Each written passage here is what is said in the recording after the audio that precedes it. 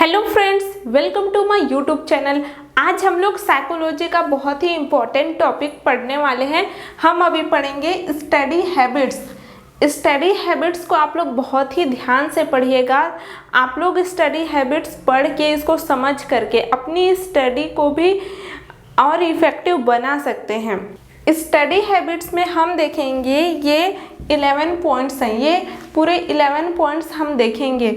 ये जो 11 पॉइंट्स हैं, इनका जो फर्स्ट लेटर्स है उसको जोड़ करके मैंने एक ट्रिक बनाया है, वो मैं आप लोगों को बता देती हूँ। सपोज मैंने आपसे पूछा कि आपकी स्टडी हैबिट क्या है, तो आपको स्टडी हैबिट सुनते ही याद आ गई अपने ब्लड रिपोर्ट्स की। आपने अभी कुछ दिन पहले ही अपना जो ब्लड टेस्ट कराया था, उसका जो WBC है और उसका प्लेटलेट्स है और उसका जो INR है, ये रिपोर्ट आपको याद आ गई। और आपने क्या किया, चेक किया, अपना WBC चेक किया और प्लेटलेट को तो आपने 4 टाइम्स चेक किया और अपना INR चेक किया कि ये आपका रिपोर्ट्स ठीक है कि नहीं। तब हम अच्छे से स्टडी कर सकते हैं। स्टडी हैबिट्स का जो मैंने ट्रिक बनाया है वो यही है, WBC, 4 प्लेटलेट्स और INR। इसको आपको एग्ज़ाम में नहीं लिखना है, आप इसे अपने नोट्स कॉपी में लिख सकते हैं, एग्ज़ाम में नहीं लिखना है। आइए देखते हैं ये जो रिपोर्ट्स है WBC, 4 प्लेटलेट्स और INR, इससे आप ये जो स्टडी हैबिट्स के पूरे 11 पॉइंट्स हैं इसको कैसे याद रख सकते हैं। फर्स्ट है WBC। WBC का जो W है, इससे आप याद रखेंगे होलनेस। एंड B से आप याद रखेंगे बीइंग सेल्फ प्रिपेयर्ड। C से आप याद रखेंगे क्लैरिटी ऑफ पर्पस। यहाँ जो 4 प्लेटलेट्स है, यहाँ आप 4P से आपको 4 पॉइंट याद रखने हैं। पहला है प्लानिंग एंड ऑर्गेनाइजेशन, P का सेकेंड है प्रॉम्प्ट स्टार्ट और P का थर्ड है paying attention to words, charts, tables and formula. P का फोर्थ पॉइंट है प्रॉपर फिजिकल सराउंडिंग। और प्लेटलेट का जो S है, S से आपको याद रखना है search for essentials in assignments. हमने 4 प्लेटलेट्स देख लिया। अब देखिए INR का जो I है, ये डिनोट कर रहा है इंटर रिलेशनशिप्स। और जो N है, इससे आप याद रखेंगे नोट्स टेकिंग।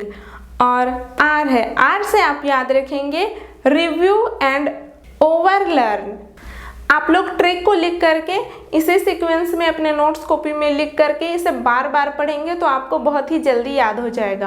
अब हम एक एक करके डिटेल्स देखेंगे स्टडी हैबिट्स का। अब फर्स्ट पॉइंट को हम डिटेल में देख लेते हैं। ये जो WBC से W है, W से क्या है होलनेस का मतलब होता है कि आप जब एक सब्जेक्ट को स्टडी करने जा रहे हैं तो आपको पहले क्या करना चाहिए, उसको एक जैसे चिड़िया अपनी आंखों से क्या करती है, खेत को पूरा एक बार देख लेती है, उसके बाद जाती है दाना चुगने। आपको भी क्या करना चाहिए, जब आप पढ़ना शुरू कर रहे हैं तो आपको पूरा एक बार कंप्लीटली देख लेना चाहिए। जब आप पूरा कंप्लीट कोर्स को देख लेंगे, उसके बाद पढ़ेंगे, तो आपको समझ में आएगा कि क्या क्या मेन आइडिया है, क्या क्या मेन टॉपिक है जिसको कि आपको ज़्यादा ध्यान देने की ज़रूरत है और ज़्यादा डिटेल से पढ़ने की ज़रूरत है। सेकेंड पॉइंट है B से है बीइंग सेल्फ प्रिपेयर्ड। इसका मतलब ये है कि जब आप स्टडी करने जा रहे हैं तो आपको सेल्फ प्रिपेयर्ड हो जाना है। आपका जो फिजिकल और मेंटल हेल्थ है वो साउंड होना चाहिए, मीन्स गुड हेल्थ होना चाहिए। जब गुड मेंटल और फिजिकल हेल्थ होता है तभी हम अच्छे से स्टडी कर सकते हैं। और जब आप स्टूडेंट नर्स हैं तो आपके अंदर कैपेसिटी होना चाहिए कि आप हार्ड वर्क कर सकें। थर्ड जो पॉइंट है वो C से है क्लैरिटी ऑफ पर्पस। आप जब स्टडी कर रहे हैं तो आपको अपना जो पर्पस है वो क्लियर होना चाहिए। आप जो स्टडी कर रहे हैं उसका पर्पस जब आपको क्लियर होगा तो आपको समझ में आएगा कि आप अभी जो भी टॉपिक्स पढ़ रहे हैं वो आपके करियर में आपको बेनिफिट करेगा, वो आपके करियर के लिए बहुत ही ज़्यादा इम्पोर्टेंट है, तब आप उस टॉपिक्स को अच्छे से पढ़ेंगे। इसलिए आपका पर्पस क्लियर होना चाहिए। अब हम ये जो 4 प्लेटलेट्स है इसको देखेंगे। 4P, पी के जो चारों पॉइंट्स हैं वो हम देखेंगे। पहला है पी से planning and organisation. Planning and organisation जो है इसमें ये है कि आप स्टूडेंट हैं तो आपको क्या करना चाहिए, अपना टाइम टेबल बना लेना चाहिए। आपको प्रॉपर टाइम टेबल बना के फिर स्टडी करना चाहिए। और जब आप टाइम टेबल बनाते हैं तो उसमें आपको कोशिश करना चाहिए कि आप स्टडी के लिए जो टाइम सेलेक्ट कर रहे हैं वो ऐसा टाइम सेलेक्ट करें जिसमें कि आपको मिनिमम डिस्टर्बेंस हो, ताकि आप अच्छे से पढ़ सकें। पी का सेकेंड पॉइंट है प्रॉम्प्ट स्टार्ट। जब आपको स्टडी करना है तो आपको तुरंत ही पढ़ने लग जाना चाहिए, डिले नहीं करना चाहिए। आपको ट्रिविया पे ध्यान नहीं देना चाहिए, मीन्स आपको जो अनइम्पॉर्टेंट थिंग्स हैं उनमें ध्यान नहीं देना चाहिए, आपको तुरंत ही पढ़ने लग जाना चाहिए। पी से थर्ड पॉइंट है paying attention to words, charts, tables and formulas. आपको स्पेशल ध्यान देना है, आपको ज़्यादा ध्यान देना है वर्ड्स पे। जब आप कुछ नया वर्ड देखते हैं तो उसका मीनिंग को आपको वहाँ तुरंत ही नोट डाउन कर लेना है। जब आप उस मीनिंग को तुरंत ही नोट डाउन कर लेंगे तो उस वर्ड का मीनिंग आप समझेंगे और उस वर्ड को आप बाद में यूज़ कर सकते हैं और कहीं पर भी। और आपको जो चार्ट है, टेबल है, उसको भी पढ़ने आना चाहिए। और जो फॉर्मूलास होते हैं उस पर आपको स्पेशल ध्यान देना है, उस पर आपको ज़्यादा ध्यान देना है। जैसे कि ड्रग कैलकुलेशन फॉर्मूला हो गया, आप फॉर्मूला याद रखेंगे तो आप उसको बाद में यूज कर सकते हैं।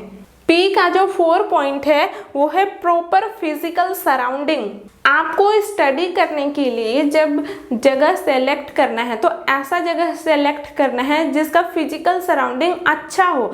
जैसे वहाँ पे प्रॉपर वेंटिलेशन होना चाहिए, लाइटिंग होना चाहिए, वो जगह शांत होना चाहिए ताकि आप वहाँ अच्छे से पढ़ सकें। आप जब भी वहाँ पे रेगुलर पढ़ने के लिए बैठें तो ऐसा सराउंडिंग होना चाहिए कि आपका जो मूड है वो तुरंत ही स्टडी करने में लग जाए। अगर आपका सराउंडिंग जो है वो अच्छा नहीं होगा, वहाँ पे नॉइस होगा या फिर वेंटिलेशन ठीक नहीं होगा, ज़्यादा गर्मी या ज़्यादा ठंडी होगी, तो वहाँ पे आपका जो लर्निंग का एफिशिएंसी है वो बहुत ही कम हो जाएगा। 4 प्लेटलेट्स का एस। अब हम एस देखेंगे। जो 4 पी के पॉइंट्स हैं वो हमने देख लिया, अब हम एस देखेंगे। एस से है search for essentials in assignments.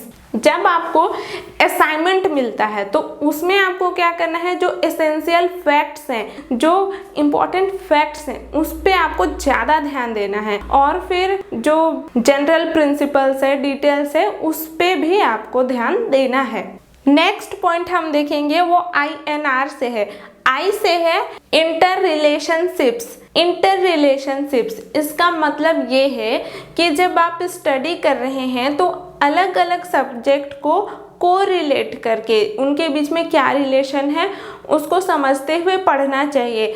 Suppose कि आप एनाटॉमी, फिजियोलॉजी और बायोकेमिस्ट्री की स्टडी कर रहे हैं तो इन तीनों को जब आप कंबाइन करके, कोरिलेट करके पढ़ेंगे तो आपको ज़्यादा अच्छे से समझ में आएगा। और आप जब पढ़ रहे हैं तो आपको पता होना चाहिए कि आप जो कुछ भी पढ़ रहे हैं उसको आप पेशेंट में कैसे यूज़ कर सकते हैं। नेक्स्ट पॉइंट है एन से। एन से है नोट्स टेकिंग। नोट्स टेकिंग ये नाम से ही समझ में आ रहा है, आप जब स्टडी करते रहते हैं, आपको जब टीचर पढ़ाते रहते हैं उस समय आपको नोट डाउन कर लेना चाहिए। टीचर जो कुछ भी पढ़ा रहे हैं उसमें जो जितना भी इम्पोर्टेंस होता है वो आप अगर नोट डाउन कर लिए रहेंगे तो वो आपको बाद में उसको पढ़ने में, समझने में बहुत ही आसानी हो जाएगी। नेक्स्ट पॉइंट है INR के आर से। आर से है रिव्यू एंड ओवर लर्न। आप जो कुछ भी पढ़ते हैं उसको आपको रिव्यू करना चाहिए, ओवर लर्न करना चाहिए। जैसे कि एक टॉपिक है, एक टॉपिक के लिए आपने 4 बुक रेफ़र किए हैं, चारों बुक से आपने पढ़ा है, तो आप उसको क्या करें, नोट्स बना लें, एक जगह लिख लें और उस टॉपिक को आप याद करें। और जब आप रिकॉल कर रहे हैं, उसको मेमोराइज करने की कोशिश कर रहे हैं, आपको अगर याद नहीं आ रहा है तो आपको क्या करना चाहिए, आपको उसको बार बार पढ़ना चाहिए। जब आप ओवर लर्न करेंगे, रिपीट कर करके पढ़ेंगे, तो वो चीज़ आपको याद हो जाएगी। यही होता है review and over learn. Study habits हम लोगों ने देख लिया है। अब हम देखते हैं स्टडिंग इन एग्जामिनेशन। जब आप एग्ज़ाम में होते हैं तब आपको कैसे स्टडी करना है।